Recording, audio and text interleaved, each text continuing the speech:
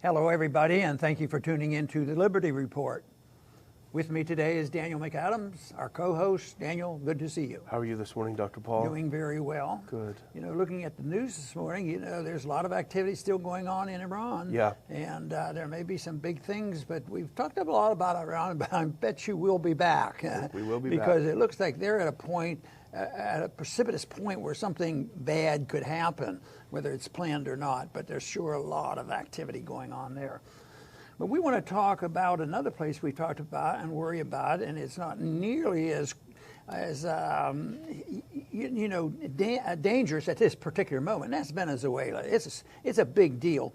But right now it's been relatively calm. But we want to talk about what the local efforts have done to try to resolve this problem, and our participation, unfortunately, in a negative way, because the Maduro people and the Guaido people, and they excluded the United States, had some talks. But no, the Maduro people weren't invited, but the factions got together, and it seemed like they were making some decent progress. Guess what happened? A coup came, an attempted coup, and all of a sudden there was a distraction. So I don't think that was long-term planning. I think they had it short-term. They changed their plan. We have to stop that. They're liable to come up with a peace treaty, and where will we be? And no coup and no change in government. So they quickly made that coup attempt. Which one good thing has come out of that has been that Trump's pretty annoyed with the advice. They said this was just a couple days and we could take care of people, take care of the government in Venezuela. It didn't happen that way, but he's making the mistakes of so many other presidents have made, and I consider that rather sad. But right now, they're still making another attempt, and this is not exactly excluding the United States and also excluding Maduro, but they've gone to Norway. And they're going to have some talks, and they've agreed to host these talks, not joint, but at least discussion. And I think that's encouraging. That's a lot better than sending more troops down there. But not only did they attempt the coup, which was a failure, and change things a bit, it also energized our government even more so. After the coup, they needed to do more, and they did whatever they could do to stop this. And now, of course, the sanctions are just horrendous. They really, I think we should never call it sanctions. We should call it blockade. Yeah. Punitive blockades and a commitment of war. This is a war tactic to close off borders like this. But I see it as just intimidation, because the reports do, identify that the people who suffer the most are young people, poor people, sick people, children, and that is what's happening, and it's continuing. It's continuing now. They're going to not even allow the few airplanes that we're getting in and out. We're going to blockade that as well. Very bad policy on our part. Yeah, and you don't have to love the style of government they have there to realize that we're contributing not to helping them, but to hurting the people. Interesting that these talks are opening in Norway. The representatives of the government and the opposition are traveling to Norway, and you got to wonder why. Well, it's because the U.S., because of its aggressive foreign policy, has ironically been rendered irrelevant. Isolationist. Nobody wants to have the U.S.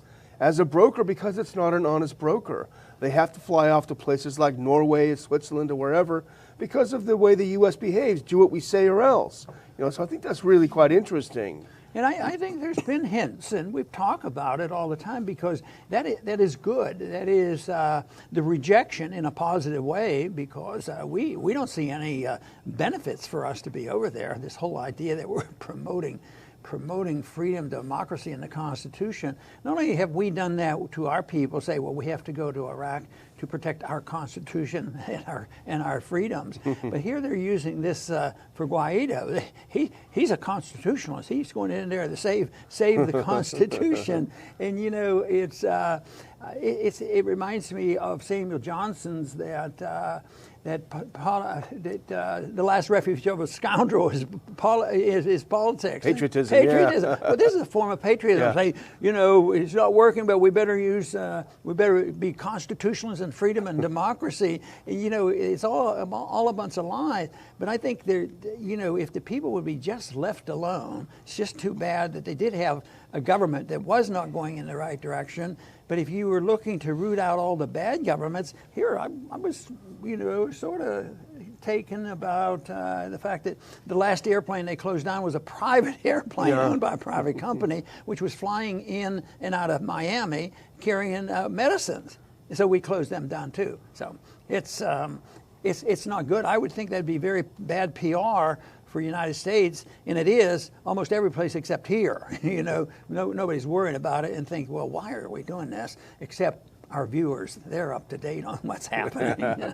You think that Americans interested in closing down bad things and bad government would be more interested in doing things closer to home, because it actually affects us. Yeah. But so on these talks, an envoy from Maduro confirmed that he's going to talk to the Democratic opposition, but the Maduro side said, we're not going to talk to U.S. puppets.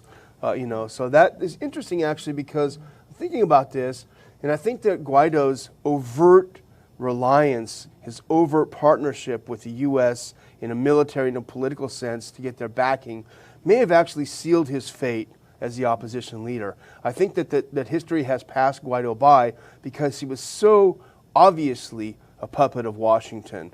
So there may be something emerging where there is an opposition and government talk, and he just finds himself sidelined. He and Lopez, his collaborator, who ran off to the Spanish embassy as soon as he could, got released from jail. They have been known for years of being the violent street thug opposition.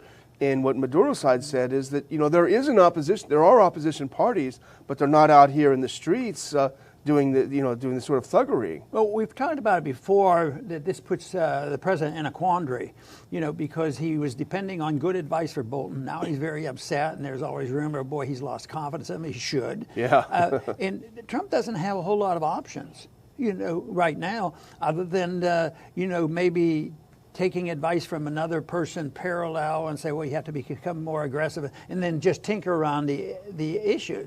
But they are interventionists, they're authoritarians, they're neocons. They think that we have a moral obligation to bring about a coup. We yell and scream to think that, look at the hysteria was that maybe the Russians were interfering, which was such an exaggeration, and American people and Republicans, even joined in on that for a while until they realized what a mess that was.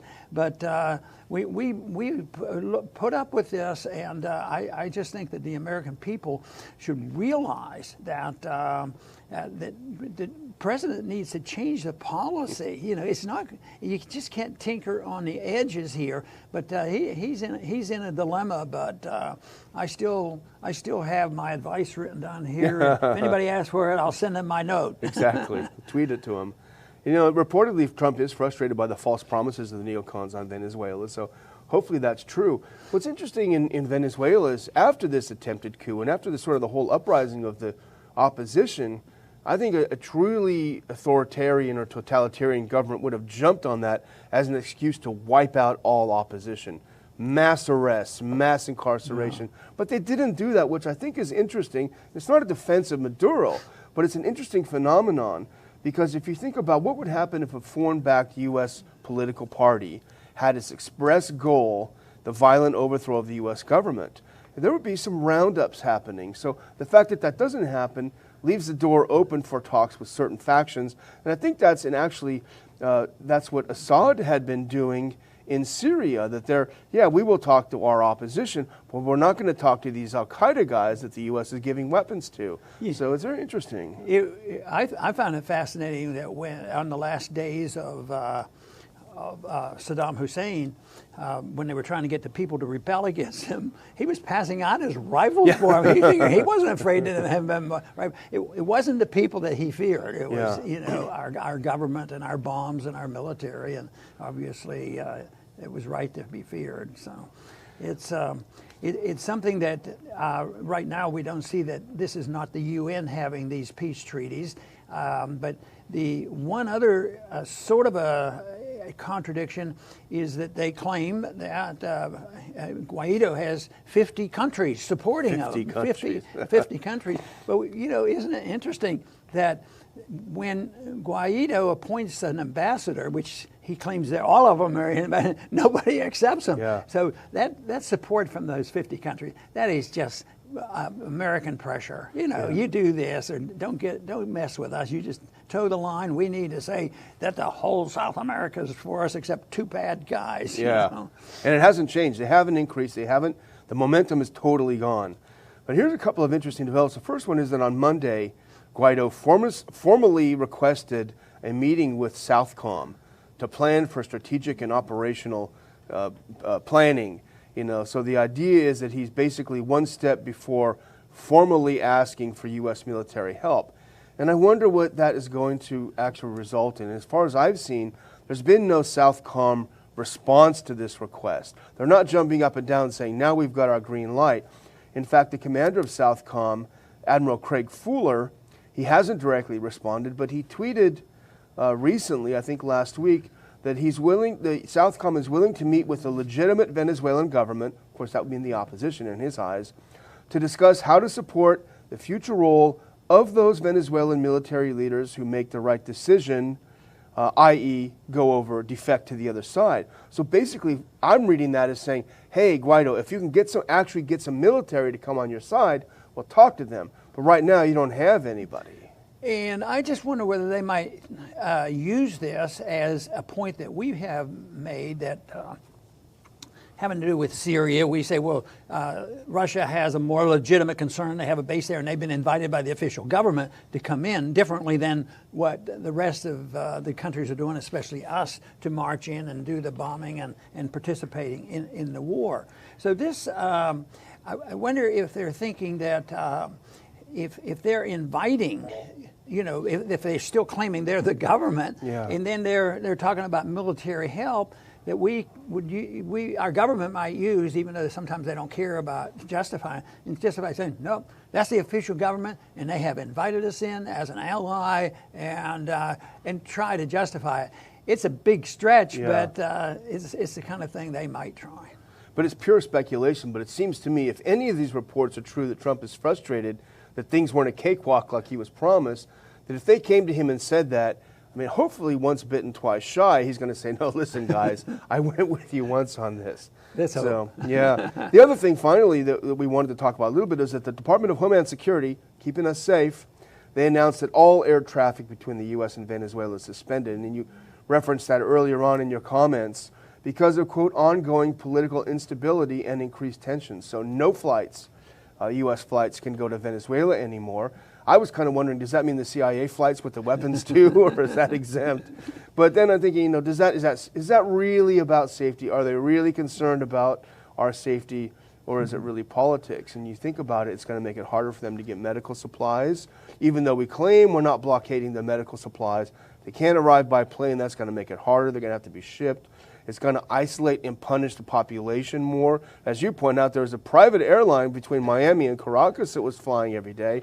That's going to be gone. So to me, it looks more like politics and punishment rather than safety. I guess you didn't see that exception about the black helicopters. Yeah, the black helicopters. They're still going in and out, and I think they're getting a little support in Colombia. Yeah. We bought that country a while ago. But it is a typical example of us getting involved when we shouldn't get involved, following a policy that we shouldn't have, a policy that in general is supported by both political parties, all the media, and all the so-called leadership in the country and our universities. They never challenge it on principle. They tinker around and try to use it politically and think that we can tinker better and we can drop bombs faster, because how was it any different under Obama? In some ways, Trump's language was actually pretty good. Yeah. But it's still, they're locked in on this. They're locked in on intervention, and they see it quite differently than we do. Yes, when we see other countries, invading and doing great harm, we criticize it. But it seems like when we do it, it's different. We don't even they think about the inconsistency of the coup. You Yeah. know, the coup. They were participating in a coup because they did some Facebooking, and they were going to get rid of Trump. So this isn't. But I think this is sad. We can sort of brag about it. I mean, we participated in the coup. We were encouraging them, and we support them. And you know, it's a coup. Oh, you know, but they're going to have a good constitution if we can only get there. That's true. Well, I'll just close by saying to our viewers, anyone in the Texas area, this is about your last chance to come to our conference. I've been hawking these tickets for a while, but it's going to be a great event. Winning the war on drugs, great drug war conference, great speakers. You saw John Beza earlier this week talking about his experience. He'll be there speaking. We added a table. We've got literally about 5 tickets left. We'd like to keep that available and have some people show up. So if you want to snatch one of those 5 golden tickets to come see Ron Paul and a great group of speakers this Saturday, May 18th, Houston, Texas. If you want to do that, ronpaulinstitute.org/conference. Snap those tickets up, and we'll see you on Saturday. Very good. I'd like to close by just sort of summarizing what I've been thinking about dealing with Venezuela. Early on, months ago, if not a year ago, I've always argued the case that we're not going to invade Venezuela. We're not going to put 200,000 troops in. If we tried it, we would lose the war, and Trump is not inclined to do that. But it's still a mess. It's still a problem. It's going to exist, and it's going to get worse. The only other good thing that could possibly come from this is the loss in credibility and dependency on this type of policy. Daniel has mentioned once again, you know, that we have to have credibility, and we're losing the credibility. But it's credibility to do dumb things and wrong things, and that's good. Where we need credibility is to be the true peacemakers and explain why you can have peace and prosperity by promoting liberty and non-intervention, which means non-violence, and not closing down airlines and punishing the kids and pretending that this is good and helpful because we're spreading our goodness.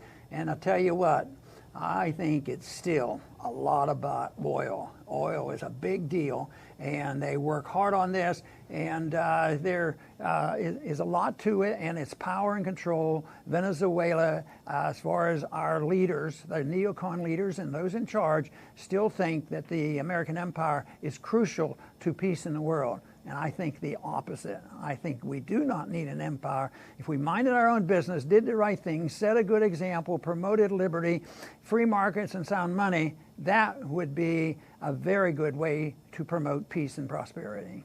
I want to thank everybody for tuning in today to the Liberty Report. Please come back soon.